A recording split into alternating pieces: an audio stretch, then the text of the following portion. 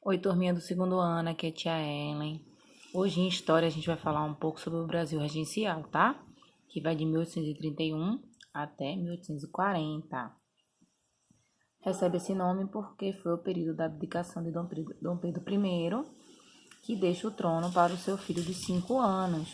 Aí, como ele não vai poder assumir, né? Já que é uma criança, vão ter que ser escolhidos regentes, que significa substituto do rei. Aí tem aí um versinho da época, né? Passa fora pé de chumbo, vai-te do nosso Brasil, que o Brasil é brasileiro depois de 7 de abril. Por que o Brasil é brasileiro? Porque Dom Pedro I, ele era português, tá? Quem de fato é brasileiro é o Pedrinho, é o Dom Pedro II, tá certo? Então aí uma chargezinha representando ele dando a coroa para uma criança. Por isso que tinha que ser escolhido regentes. O período regencial do Brasil ele é dividido em 4 momentos, né? A gente tem a regência trina provisória, a regência trina permanente, regência una do padre Diogo Feijó e a regência una do Araújo Lima, tá? Foi na regência una do padre Feijó que vai estar acontecendo as famosas revoltas, a Guerra dos Farrapos, Revolta dos Malês, a Sabinada, a Cabanagem, e na do Araújo Lima ocorreu a balaiada, tá? Só para a gente perceber, a regência trina provisória tem esse nome porque ela dura 2 meses, porque os deputados e senadores, o Congresso Nacional na época da abdicação estava de férias, então o pessoal não estava no Rio de Janeiro, né? Aí teve que escolher rapidamente regentes para convocar uma regência trina permanente. Então, só por curiosidade, não tem que estar decorando esses nomes. A provisória foi composta por Francisco de Lima, Carneiro Campos e Nicolau Pereira, tá? Buscou aí uma paz, anistiar revoltosos, tá? E convocar a regência trina permanente, que vai de 31 a 35. Aí essa já vai ser composta por Francisco de Lima, Braulio Muniz e Costa Carvalho, tá? Tinha um caráter mais liberal, menos conservador. Tinha o principal objetivo combater revoltas, tá? Os grupos políticos desse período são os exaltados, os moderados e os restauradores. Os exaltados são aqueles de tendências mais liberais. Os moderados são mais conservadores e os restauradores querem a volta do Dom Pedro I, né? Quem eram os restauradores? Eram mais comerciantes, os portugueses que tinham ficado aqui, né? Militares de alta patente, altos funcionários. Os liberais exaltados, eles queriam a descentralização do poder, a autonomia administrativa das províncias, tá? Defendia a federação, federalismo, a república. Os moderados, eles queriam mudanças, mas de maneira moderada, né? De uma tendência mais conservadora. Queria a unidade territorial, queria que a monarquia prevalecesse, queria que a escravidão continuasse, tá? Eles eram principalmente os proprietários rurais de São Paulo, Rio de Janeiro, Minas Gerais, que vai ser aquele carro-chefe de um segundo reinado, depois de uma república velha, tá? Em 31, gente, para estar contendo revoltas, o governo regencial permitiu que fosse criada a Guarda Nacional, que era uma guarda, né, que poderia estar participando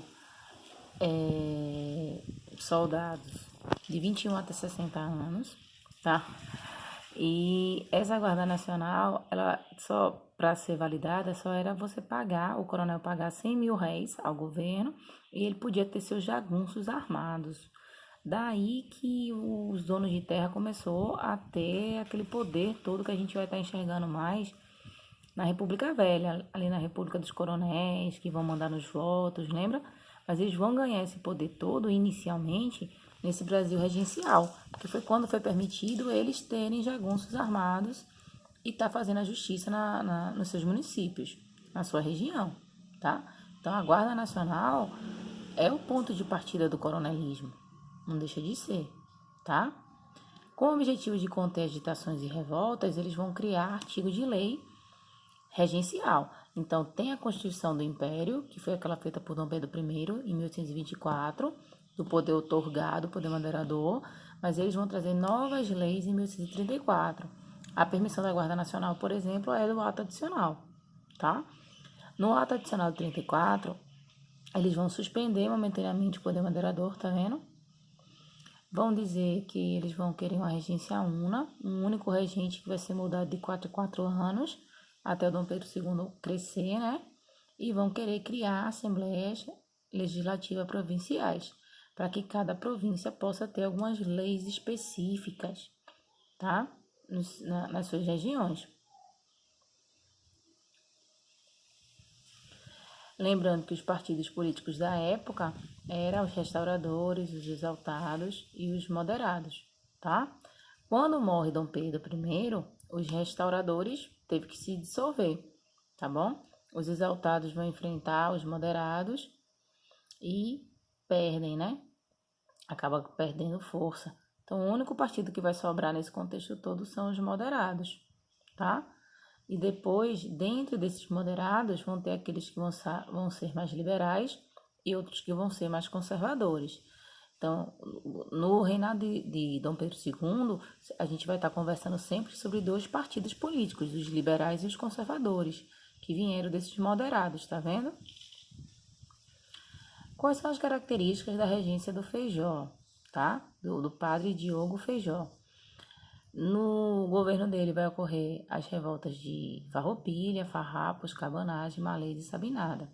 Ele vai sofrer grande oposição, tá, dos regressistas, e Feijó acaba abdicando em 1837. Dizem que Feijó ele foi lá no Pará ver os cabanos e ficou mais sensível aos revoltosos do que a lutar contra eles, né? Então eles preferiram colocar um regente da área militar, que era o Araújo Lima, que iria estar abafando as revoltas com mais violência, com mais força, né? Então, a grande característica do Araújo Lima vai ser combater as revoltas. Ele vai anular o ato adicional, tira os direitos das províncias de fazer suas próprias leis, de criar seus impostos, tá? Por conta dele, vai aumentar as disputas entre os progressistas, que eram aqueles do partido político dos moderados, que queriam mudanças e tal, e dos regressistas, que queriam a volta do Dom Pedro I. A solução vai ser conter a revolta. Os liberais vão pensar através do golpe da maioridade. Vão pegar Dom Pedro II, que só tinha 14 anos, né?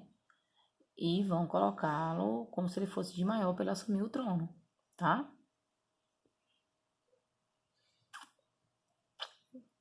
As principais revoltas, só para a gente não esquecer onde aconteceu, tá bom?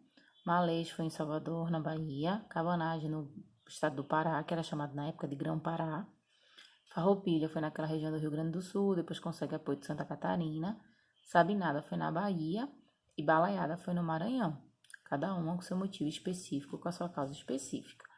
Aí eu quero pedir, por favor, segundo ano que vocês vão lá no módulo de vocês, já é módulo 2, tá? Leem o capítulo, respondam as questões, que depois a gente vem em cima das questões, respondendo e deixando esse assunto bem explicitado, né? Porque é através das questões que a gente aprende mais, de uma boa leitura e das questões, tá bom? Fiquem com Deus, se cuidem direitinho e espero que esse período passe logo pra gente estar junto na escola, tá? Tchau!